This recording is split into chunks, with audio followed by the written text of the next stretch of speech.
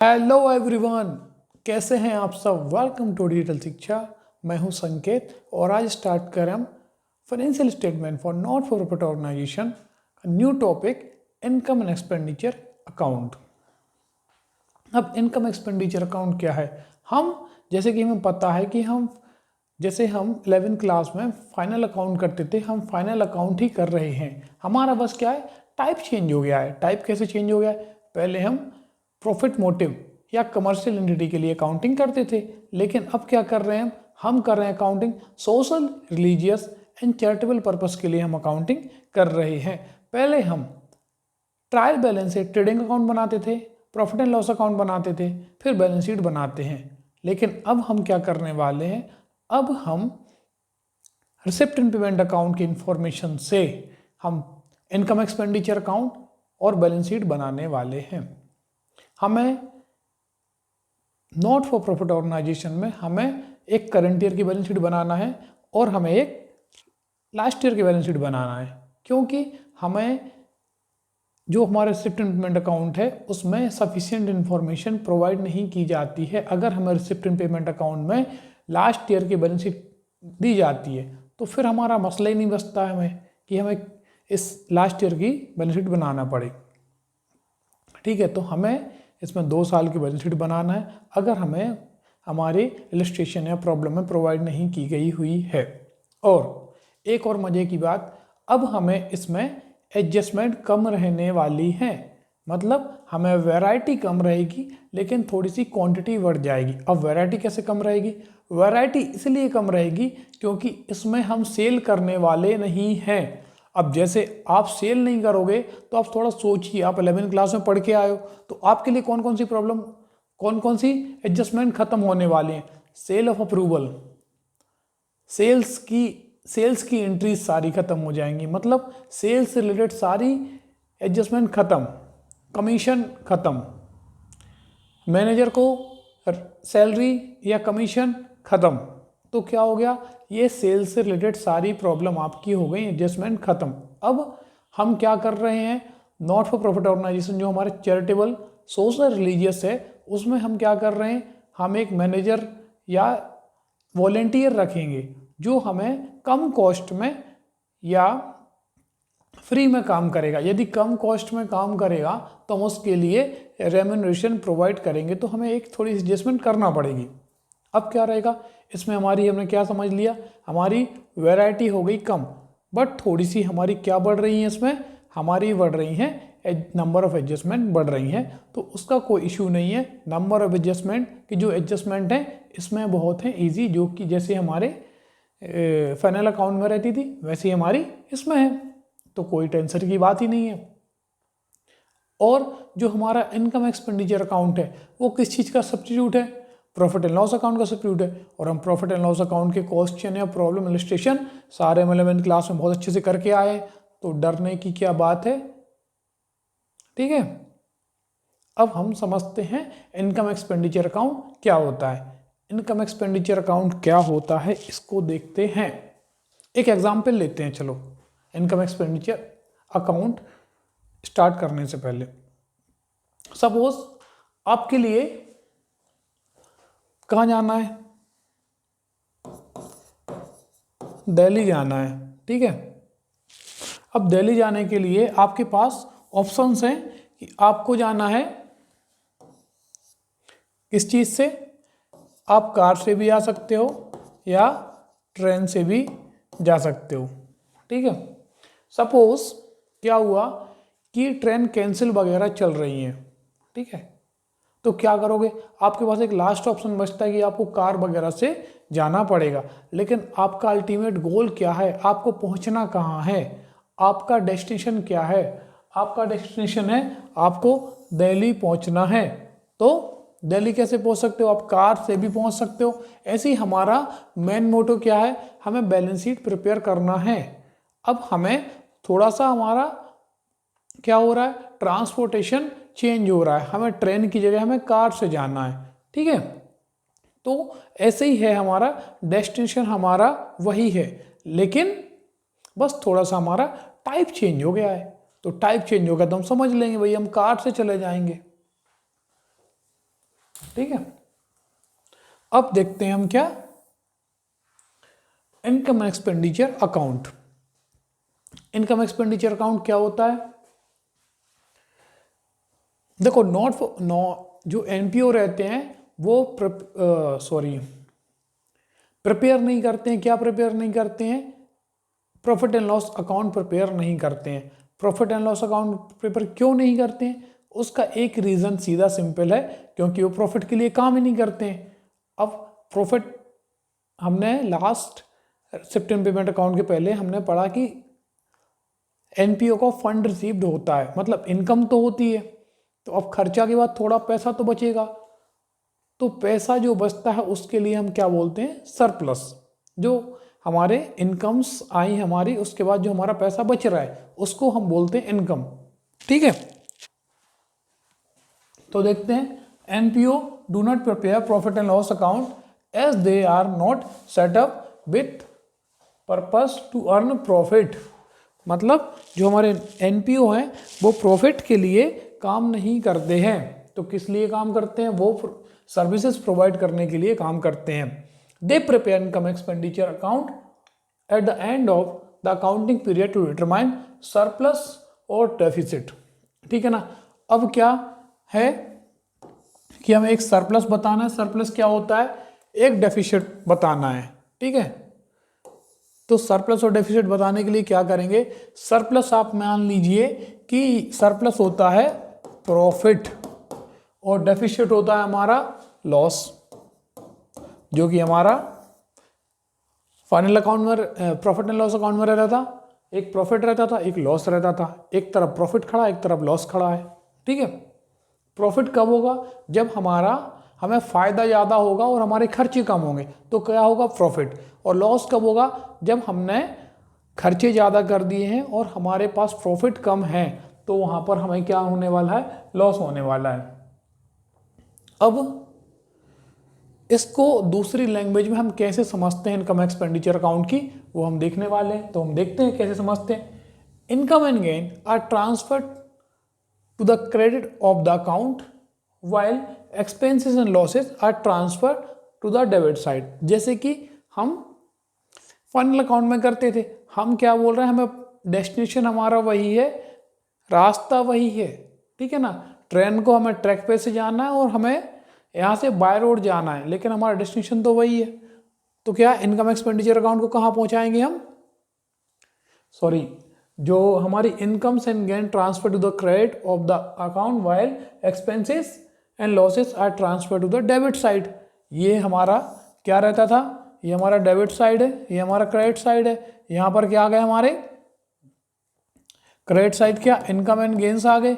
ऐसे ही हम यहाँ पर करने वाले हैं क्या? जो भी हमारी इनकम्स एंड गेन है उसको क्रेडिट कर देंगे, और जो भी हमारे लॉसेस हैं उसके लिए हम क्या कर देंगे? डेबिट कर देंगे। ठीक है, अब इनमें डिफरेंस आएगा। तो difference between the two side is either surplus, या तो प्रॉफिट होगा। तो if the total of the credit side is more than debit side, अगर हमारा टोटल क्रेडिट साइड का मोर देन डेबिट साइड रहता है तो हमें क्या होगा? सरप्लस होगा। और if the total of the debit side, ठीक है ना, if the total of the debit side is more than credit side, तो क्या होगा? हमें डेफिसिट होगा। ठीक है ना। तो वैसे ही हम जैसे सरप्लस है, जैसे हम नेट प्रॉफिट निकलता था हमारा प्रॉफिट एंड लॉस अकाउंट में, यहां पर हमारा सरप्लस निकल रहा है, तो वैसे हम नेट प्रॉफिट को किस में ऐड करते थे? कैपिटल फंड में ऐड करते थे। ऐसे ही हम सरप्लस को किस में ऐड करेंगे? कैपिटल फंड में ऐड करेंगे। और यदि लॉस हुआ तो हम कैपिटल में फंड में से माइनस करते थे। ऐसे ही हमें डेफिसिट होगा तो हम कैपिटल फंड में से माइनस करेंगे। ये हो गया हमारा इनकम एक्सपेंडिचर अकाउंट। इसमें क्या है? कुछ नहीं है, सेम डिक्टो प्रॉफिट एंड लॉस अकाउंट है, बस थोड़े से नाम चेंज कर दिए और कुछ नहीं किया है। ये होता हमारा इनकम एक्सपेंडिचर अकाउंट। ठीक है, deficit is deducted from capital fund in the balance sheet, यही लिखा है हमारा, इसमें कुछ नहीं है। चलो नेक्स्ट देखते हैं। अब हम profit and loss account accrual basis पे प्रिपेयर करते थे, और हम इनकम एक्सपेंडिचर अकाउंट भी अक्रूअल बेसिस पर फॉलो ही करेंगे। ठीक है, हमारा रास्ता बस चेंज हुआ है थोड़ा सा, हमें जाना तो दिल्ली ही है। Revenue expenses for the accounting period are taken whether paid और नॉट। रेवेन्यू एक्सपेंडिचर क्या होते हैं अभी हम पढ़ के आए, थोड़ा सा रुकिए, मैं आपको और क्लियर बताने वाला हूँ डिटेल में। ठीक है, तो क्या याद रखना आपको, जो रेवेन्यू एक्सपेंसेस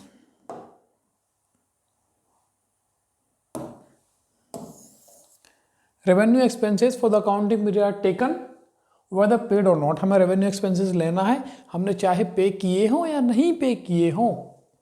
और revenue income sir accounting period are taken, हमारी जो रेवेन्यू इनकम है उनको लेना है चाहे हमने पे की हो या नहीं की हो। फिर non cash expenses such as depreciation are accounted. Depreciation हम चार्ज करते थे उसमें, हमें इसमें भी डेप्रिसिएशन चार्ज करना है। Capital expenditure example purchase of land are not considered because they are shown in a balance sheet. हमारे जो परचेस लैंड या सेल्स कर रहे हैं तो वो हमें इसमें शो नहीं करना है, क्योंकि ये कैपिटल आइटम है, ये हमारा मोर देन 1 ईयर चलने वाला है, इसलिए हम इसमें कवर नहीं करने वाले हैं इनकम एक्सपेंडिचर अकाउंट में। नेक्स्ट क्या है, कैपिटल इनकम्स और रेवेन्यू, कैपिटल इनकम्स और receipt example donation for specific purpose are not considered. ये हमारा प्रॉफिट एंड लॉस अकाउंट में नहीं है, इसलिए इसको हम देख लेते हैं अच्छे से। कैपिटल इनकम्स, जो हमारी कैपिटल इनकम्स होने वाली हैं या रिसिप्ट्स होने वाली हैं, जैसे कि डोनेशन, कोई हमें स्पेसिफिक पर्पस के लिए डोनेशन देने वाला है, स्पेसिफिक पर्पस के लिए, सपोज हम गौशाला रन कर रहे हैं और गौशाला में किसी ने देखा कि यहाँ पर अच्छी फैसिलिटी नहीं है, वाटर फैसिलिटी, तो उसने बोला कि हम बोरवेल के लिए पैसा दे रहे हैं। अब जो पैसा हमें डोनेशन के लिए आएगा बोरवेल के लिए, उससे हम बोरवेल ही बना सकते हैं, ये नहीं कि हम शेल्टर बना दें गाय वगैरह काउस वगैरह के लिए, तो वो होगा हमारा स्पेसिफिक पर्पस। ठीक है, अब हम देखते हैं क्या इंपॉर्टेंट नोट देख लेते हैं। क्या है हमारे important note, income expenditure account does not have an opening and closing balance. तो प्रॉफिट एंड लॉस अकाउंट में कौन सा रहता था हमारा opening and closing balance, profit and loss में रहता था, नहीं रहता था, तो यहां पर भी नहीं है, कोई नई बात थोड़ी ना है। प्रॉफिट एंड लॉस अकाउंट में क्या रहता था, प्रॉफिट रहता था या लॉस रहता था, जो कि हम बैलेंस शीट में ट्रांसफर करते हैं। यहां पर भी हमारा सरप्लस और डेफिसिट तो रहने वाला है, कौन सी नई चीज बोल रहे हैं, बस नाम चेंज कर दिया है, काम तो हम वही कर रहे हैं। Revenue item of the current accounting period only are considered an income and expenditure relating to the proceeding और सक्सीडिंग नेक्स्ट अकाउंटिंग पीरियड। ये यहां पर एक थोड़ी सी बात नहीं बोली है,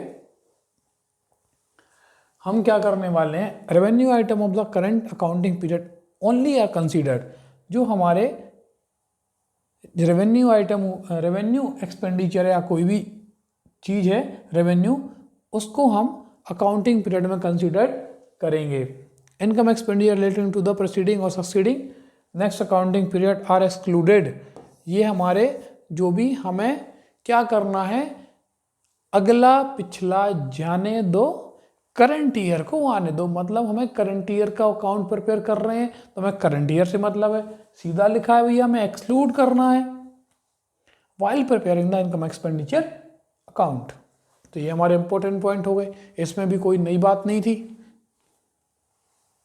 अब कैपिटल एक्सपेंडिचर और रेवेन्यू एक्सपेंडिचर क्या कहलाता है हम देख लेते हैं इसके लिए भी। Capital expenditure refers to the fund a company or organization invest in acquiring, upgrading और maintaining physical asset that have long term value and are essential for the operation. मतलब ऐसी चीज जो हमें 1 ईयर से ज्यादा काम आने वाली है, जिसके लिए हम क्या कर रहे हैं, एक्वायर कर रहे हैं, अपग्रेड कर रहे हैं और मेंटेन कर रहे हैं इन चीजों को, और जो हमारा फिजिकल असेट है तो वो किस में आएगा, हमारा कैपिटल एक्सपेंडिचर में आएगा। These asset typically include things like property, हमने जैसे लैंड परचेज किया है, बिल्डिंग परचेज की है, वो हमारा कैपिटल एक्सपेंडिचर है। इक्विपमेंट किया है, हमने कोई भी फैक्ट्री रन करने के लिए हमने क्या लगा लिया, इक्विपमेंट लगा लिया है, मशीनरी ले ली है, व्हीकल ले ली है। व्हीकल का भी काम आप 2 व्हीलर 4 व्हीलर कुछ भी व्हीकल लोगे तो वो आप 1 ईयर में तो खत्म कर नहीं दोगे या हो जाएगी, ठीक है। तो व्हीकल ले लेंगे एक्सेप्ट एक्सीडेंशनल पर्पस में। Building technology infrastructure and other durable goods which durable for more than 1 year that will be accounted in capital expenditure, ठीक है। नेक्स्ट क्या है, capital expenditure are distinct from operating expenses which are the day to day cost required to run a business such as salaries, utilities, office supplies and other consumables. Capital expenditure क्या है, distinct मतलब अलग है, किससे, operating expenses. Operating expenses क्या कहलाते हैं, जैसे कि हमें डे टू डे एक्टिविटीज़ के लिए कोई भी गुड्स वगैरह या मटेरियल हमें चाहिए जिसके बिना हमारी day to day activities run नहीं हो सकती। जैसे कि हम क्या कर रहे हैं, सपोज मान लीजिए हम एक चेयर फैक्ट्री मैन्युफैक्चरर हैं,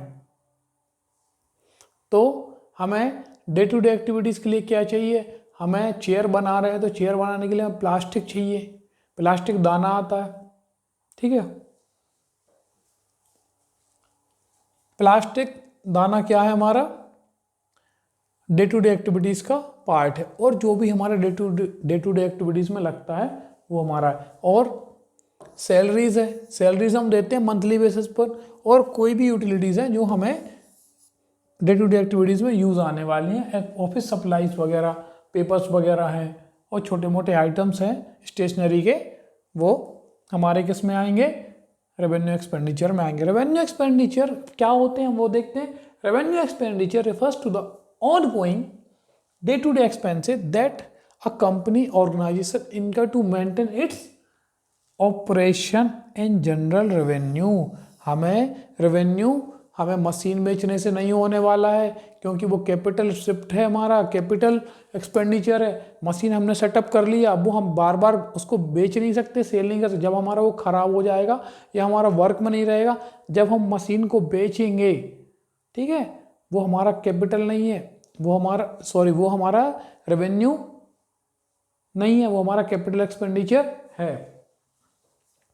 ऑर्गेनाइजेशन इनका to maintain its operation and generate revenue. These expenses are incurred to support the regular business activities and are typically short term in nature. ये हमारी शॉर्ट टर्म नेचर की रहती हैं, जल्दी खत्म होने वाली हैं। Unlike capital expenditure which involves investing in long term asset, revenue expenditure are related to the regular operational and maintenance cost of business, ठीक है। ये शॉर्ट टर्म के लिए है कौन सी, रेवेन्यू, और लॉन्ग टर्म के लिए कौन सी है, कैपिटल एक्सपेंडिचर। अब हमने एक्सपेंडिचर देख लिया, ठीक है। अब हम क्या देखने वाले हैं, रिसिप्ट क्या होता है, कैपिटल रिसिप्ट क्या होता है, और रेवेन्यू रिसिप्ट क्या होता है। Capital receipt are the receipt which are not revenue receipt. अरे भैया, जो रेवेन्यू नहीं रहेगा वही तो कैपिटल होगा। अब कैपिटल कौन सा है वो देख लेते हैं हम। जैसे कि किसी डोनर ने क्या किया है, लाइफ मेंबरशिप फीस, मतलब उसने क्या बोला कि हम भैया बहुत पैसे वाले हैं, अवार लगा है, कमरा भरा हुआ है, तो एक काम करो, बार बार मांगने नहीं आना हमसे, एक बार मिलो पैसा, काम खत्म करो, ये लो। तो क्या हो गया, हमारा लाइफ मेंबरशिप फीस हो गई है हमारी, एक बार में दे दी उसने। कॉर्पस डोनेशन, बहुत सारा डोनेशन आ गया किसी स्पेसिफिक पर्पस के लिए, तो ये हो गया हमारा कॉर्पस डोनेशन। फिर डोनेशन फॉर बिल्डिंग फंड, अब बिल्डिंग एक दिन में तो बनती नहीं, कोई बड़ा स्ट्रक्चर बनाना है आपके लिए, तो उसके लिए may be more than 1 year भी लग सकता है। तो स्पेसिफिक पर्पस के लिए आया, मोर देन 1 ईयर में भी ना बने तो मोर देन 1 ईयर चलेगा तो ही वो।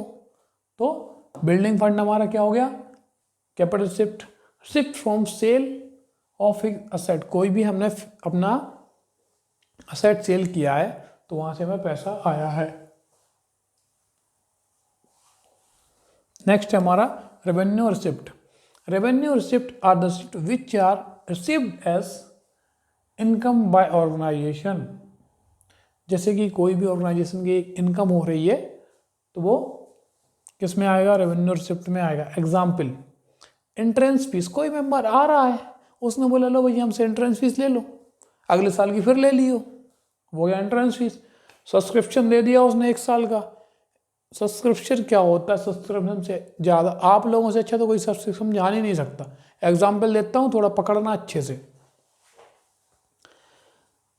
अमेज़ॉन, डिज्नी, नेटफ्लिक्स, हॉटस्टार, ये सब चलाते हो, इनका पेड वर्जन रहता है सबका। बिना पेड वर्जन के आपको सब कुछ देखने नहीं मिलता है, तो क्या बोलते हैं, हमारा 1 महीने का सब्सक्रिप्शन ले लो, हमारा 2 महीने का ले लो, हमारा 3 महीने का सब्सक्रिप्शन ले लो, 6 महीने का ले लो, 1 साल का ले लो, वही सब्सक्रिप्शन है ये। बस हमारा एनपी में थोड़ा सा टाइप चेंज हो जाता है। तो सब्सक्रिप्शन कौन सा है, subscription for the year from members, हमारे जो मेंबर हैं, हम जैसे नेटफ्लिक्स का सब्सक्रिप्शन लेंगे तो हम क्या हो गए, उनके लिए मेंबर हो गए, बट वो प्रॉफिट ऑर्गेनाइजेशन है। हम अपना अकाउंटिंग किस लिए कर रहे हैं, social, religious and charitable purpose के लिए। बस हमारा टाइप वो उनका प्रॉफिट मोटिव है, हम अपना कर रहे हैं नॉन प्रॉफिट मोटिव के लिए, क्योंकि इसी से हमारा ऑर्गेनाइजेशन रन होने वाला है। ठीक है। जनरल डोनेशन, किसी ने जनरल डोनेशन दे दिए, रेंट रिसीव हो गया, हमारी बिल्डिंग पड़ी हुई है, हमने रेंट रिसीव कर लिया उससे। सेल ऑफ ओल्ड न्यूज़पेपर, ये हो गया हमारा। अब देखते हैं नेक्स्ट, ये है मोस्ट इंपॉर्टेंट, क्योंकि ये है difference between receipt and payment account and income expenditure account. ठीक है, तो डिफरेंस क्या है, डिफरेंस इजी है, दोनों आपने पढ़ लिए। अब बस थोड़ा सा आपको बताना डिफरेंस क्या है, ये most important. Receipt and payment account and income expenditure account, purpose क्या है भैया, ठीक है, पर्पस है इसका, it is prepare to know the cash receipt and payment, हमारे पास कितना कैश आया है और हमने कितना कैश दिया है, मतलब पेमेंट किया है, तो वो इसका रिसिप्ट एंड पेमेंट अकाउंट का पर्पस है। अब इसका पर्पस क्या है कि हमें कितना सरप्लस हुआ है और कितना डेफिसिट हुआ है, ये इसका है पर्पस। तो अब देख लेते हैं, it is prepare to know the cash receipt and cash payment received during the period, और it is prepare to know, यह हम इसलिए बनाते हैं, यह जानने के लिए बनाते हैं, to know whether there is an excess of income over expenditure, जो कि कहलाता है हमारा सरप्लस, और excess of expenditure over income, क्यों हमने एक्सपेंडिचर ज्यादा कर दिए, हमारी इनकम कम है, तो क्या होने वाला हमारे लिए, डेफिसिट। यही जानने के लिए तो हम बना रहे हैं इनकम एक्सपेंडिचर अकाउंट, और क्या है हमारा, कुछ नहीं है। फिर नेचर ऑफ अकाउंट, अब कौन सा नेचर होता है, रिसिप्ट एंड पेमेंट अकाउंट हमारा होता है रियल अकाउंट। अकाउंट कितने होते हैं, 11 क्लास में हम पढ़ के आए, अकाउंट 3 होते हैं। ठीक है, ये कौन सा हमारा रियल अकाउंट है, it is a summary of cash account, ये हमारी क्या समरी है कैश अकाउंट की। Cash receipt are recorded on the debit side, जो हमें कैश रिसीव हो रहा है उसको हम डेबिट साइड रिकॉर्ड करेंगे, और जो हम कैश पेमेंट कर रहे हैं वो हम किस साइड रिकॉर्ड करेंगे, क्रेडिट साइड रिकॉर्ड करेंगे। ठीक है ना, जो रिसीव कर रहे हैं वो डेबिट साइड, और जो पेमेंट कर रहे हैं वो credit side. It is a nominal account, यह है nominal account. It is similar to profit and loss account, expenses are recorded on debit side, जो भी एक्सपेंसेस हुए हैं उनको हम डेबिट साइड रिकॉर्ड करेंगे, और जो भी हमारे क्या हुए हैं, इनकम हुई है, उनको हम रिकॉर्ड करेंगे क्रेडिट साइड। ठीक है, ये हो गया हमारा डेबिट क्रेडिट जो हमें जहाँ रिकॉर्ड करना है। अब बेसिस ऑफ अकाउंटिंग, हमारा अकाउंटिंग करने का आधार क्या है, तो आधार क्या है भाई हम वो भी समझ लेते हैं। It is based on cash system of accounting, non cash item are not recorded. हम इसमें जो भी नॉन कैश आइटम है उनको रिकॉर्ड नहीं करते हैं, ठीक है, क्योंकि जैसे डेप्रिसिएशन है नॉन कैश आइटम है तो हम उसको रिसिप्ट एंड पेमेंट अकाउंट में रिकॉर्ड नहीं करते। हमें जो एडिशनल इन्फॉर्मेशन में आएगा तभी हम उसको इनकम एक्सपेंडिचर अकाउंट में चार्ज करेंगे, ठीक है, इनने बता दिया। अब it is based on accrual system of accounting, हमें रिसीव हुआ हो या नहीं हुआ हो, ट्रांजेक्शन हुआ और हमने रिकॉर्ड किया, ठीक है। Non cash item like outstanding expenses, depreciation etcetera are also recorded, मतलब इन्होंने बोल दिया जो हमारा आउटस्टैंडिंग है, एक्सपेंसेस है, हमें सब रिकॉर्ड करना है, इसमें छोड़ दिया, लेकिन इसमें करेंगे। ओपनिंग एंड क्लोजिंग बैलेंस, हमें रिसिप्ट एंड पेमेंट अकाउंट में ओपनिंग बैलेंस दिया रहता है, क्लोजिंग बैलेंस दिया रहता है, मतलब ओपनिंग कैश दिया है, बैंक दिया है, हमारे पास है, लेकिन हमारे इनकम एक्सपेंडिचर अकाउंट में क्या रहता, ओपनिंग बैलेंस दिया नहीं रहता, क्लोजिंग बैलेंस दिया नहीं रहता। हमें इसमें क्या दिया रहता है, हमारा जो प्रॉफिट या सरप्लस, प्रॉफिट नहीं सरप्लस निकला है वो हमें दिया रहेगा, और जो लॉस है वो दिया रहेगा, ठीक है। There is no opening balance, it end with the surplus और deficit. Next, nature of item, it contain accrual receipt and payment respective of revenue or capital in nature, ठीक है।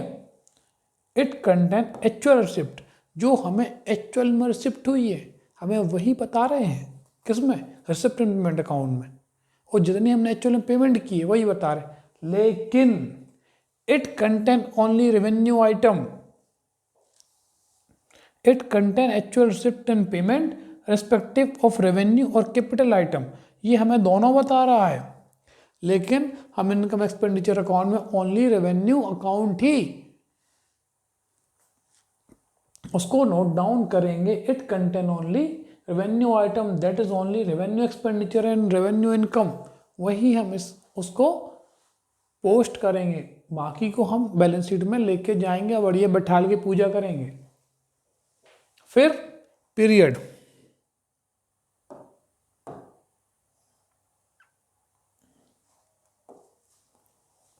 All cash receipt and payment made during the year pertaining, मतलब संबंध रखना, to the past current period or subsequent period are recorded, मतलब जो भी हमारी last year की है, करंट ईयर की है और नेक्स्ट ईयर की है, थोड़ी इन्फॉर्मेशन हम इसमें रिकॉर्ड करते हैं, किसमें, रिसिप्ट एंड पेमेंट अकाउंट में। लेकिन it contain only the item relating to the current period, हमें अगले पिछले से मतलब नहीं है भैया, हमें तो इस साल से मतलब है, जो है अभी का है, ना हमें अगाड़े से मतलब ना पिछाड़े से मतलब, हमें तो भैया अभी से मतलब है, तो वही हम इसमें रिकॉर्ड करने वाले हैं। इस तरह होते हैं हमारे इसके डिफरेंस खत्म।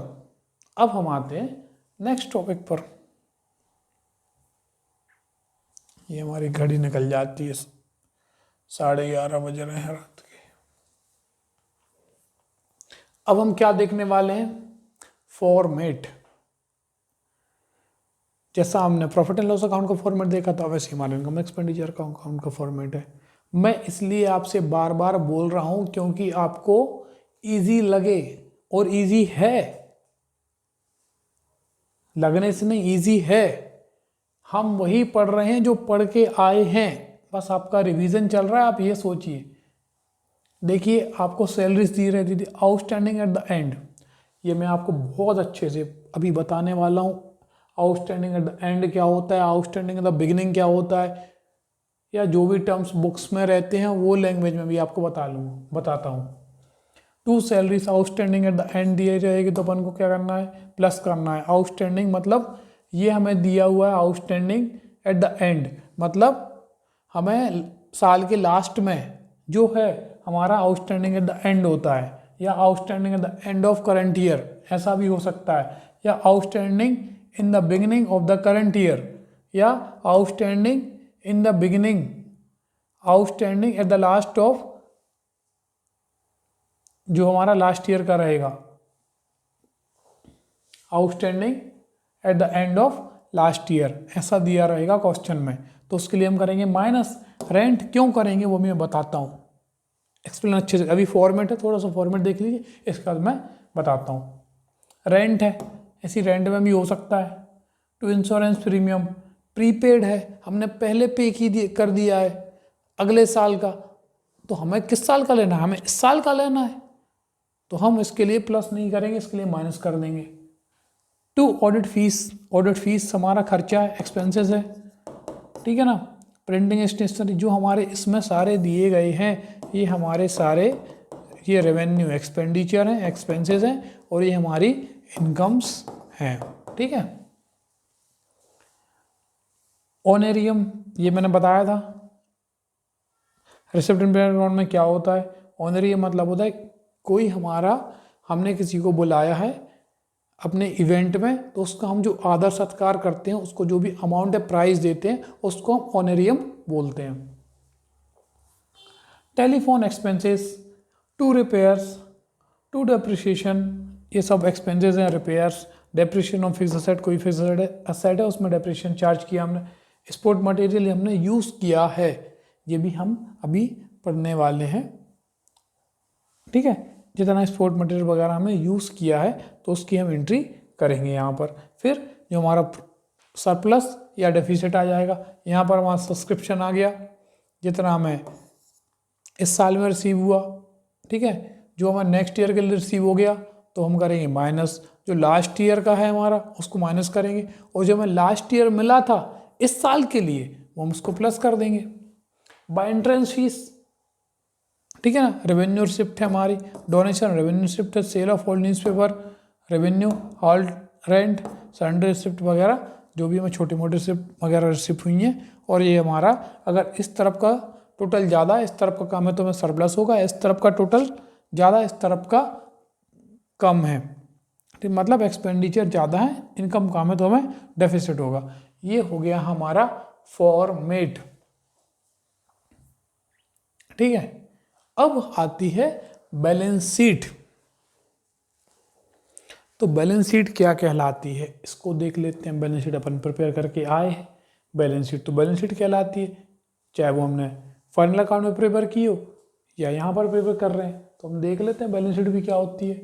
The balance sheet of non profit organisation is prepared in same manner, हम वैसे ही प्रिपेयर करने वाले हैं।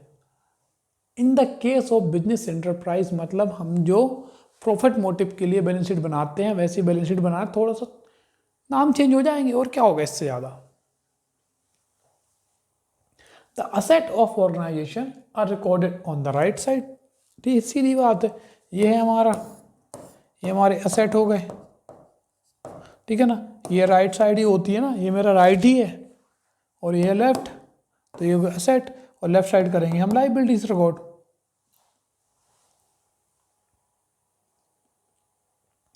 The non profit organisation do not use the terms capital. Non profit organisation क्या टर्म कैपिटल यूज नहीं करते। Instead they use general fund, ठीक है ना, या कैपिटल फंड या कॉर्पस फंड या एक्यूमुलेटेड फंड, ये यूज करते हैं, ठीक है ना। तो ये हो गया हमारा बैलेंस शीट का। अब हम देख लेते हैं बैलेंस शीट का फॉर्मेट क्या होता है। तो फॉर्मेट क्या होता है बैलेंस शीट का, कैपिटल फंड, जो सरप्लस होगा उसको हम प्लस करते थे नेट प्रॉफिट की तरह, और डेफिसिट को माइनस करते हैं। बिल्डिंग फंड दिया है हमारे लिए, डोनेशन मिला बिल्डिंग के लिए, इनकम हो गई बिल्डिंग वगैरह से, और इन्वेस्टमेंट आ गई बिल्डिंग के लिए। ऐसे स्पोर्ट फंड है, donation for sport fund, interest on sport fund, investment less sport fund price awarded, ये हमारा खर्चा हो गया, तो यहीं से ये इस फंड का, तो यहीं से इसको उड़ा देंगे, माइनस कर देंगे। Current liabilities, outstanding expenses, rent, salaries, जो हमारे हैं करंट लाइबिलिटीज। आउटस्टैंडिंग मतलब जो कि हमारे आउटस्टैंडिंग हैं, वो हम इसको यहाँ पर एंट्री करेंगे। और यहाँ पर हमारी बिल्डिंग कितनी है, एडिशन हुआ तो ऐड करेंगे, डेप्रिशिएशन हुआ तो लेस करेंगे। फर्नीचर कितना है, अगर हमने ख़रीदा है तो उसको ऐड करेंगे, बेचा है तो उसको माइनस करेंगे। ऐसी करंट असेट है, सॉरी कैश इन हैंड है, कैसेट बैंक है, सब्सक्रिप्शन इन अरियर वगैरह है। अब एक चीज़ और हम बताते हैं, ड्यू, अरियर और आउटस्टैंडिंग ये होते हैं सिमिलर, एक ही नाम है, ठीक है। तो अरियर लिखा हो कहीं पे, आउटस्टैंडिंग लिखा हो, ड्यू लिखा हो या नॉट रिसीव्ड लिखा हो, तो वो क्या कहलाएगा, हमारा आउटस्टैंडिंग कहलाएगा। एक्यूरेल इंटरेस्ट, प्रीपेड इंश्योरेंस वगैरह ये हम यहाँ पर लिखते हैं। ये हो गया हमारा फॉर्मेट, हमें इस तरीके से इसको कोई भी मटेरियल है उसको जमाना है। अब हम, ये हो गया हमारा बैलेंस शीट का फॉर्मेट, ठीक है। नेक्स्ट वीडियो में हम करेंगे एडजस्टमेंट कैसे करते हैं, ठीक है। जो भी हमारी एडजस्टमेंट है, जैसे कि सब्सक्रिप्शन वगैरह है, इन सब की है। इसके बाद हम फंड बेस्ड अकाउंटिंग करेंगे। फंड बेस्ड अकाउंटिंग के बाद हम सारे एडजस्टमेंट सीखेंगे। तो इसके बाद हम फंड बेस्ड अकाउंटिंग करेंगे, उसके बाद हम सीखेंगे